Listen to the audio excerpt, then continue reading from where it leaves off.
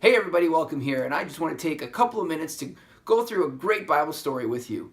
I've been thinking about the story of Gideon lately, and what I want to do is in the next 2 minutes run through some things that you as parents can think about as you talk with your kids about the story of Gideon. So I got a timer here, so we're going to start with 2 minutes and we're going to see how well this goes.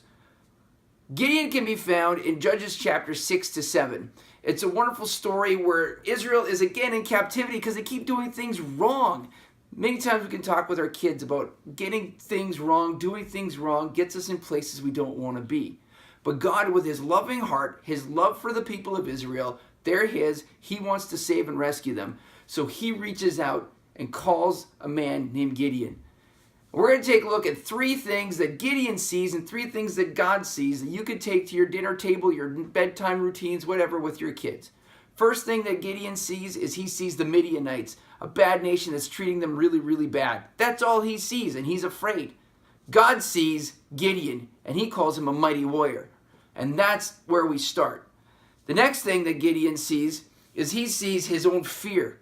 He's called to do something really, really big, but all he sees is his own fear, and he needs to be reassured time and time and time again. God looks at Gideon, and he sees his calling. That's really big because God sees past the fears that we carry. God sees past the situations we're in, and he sees what he wants to do in our lives. The third thing that Gideon sees in the end is he sees a battle. He doesn't know what this is going to be like, but he knows that he sees a battle and it's big army against him, and God's taking away men. That's all he sees. But God sees a plan.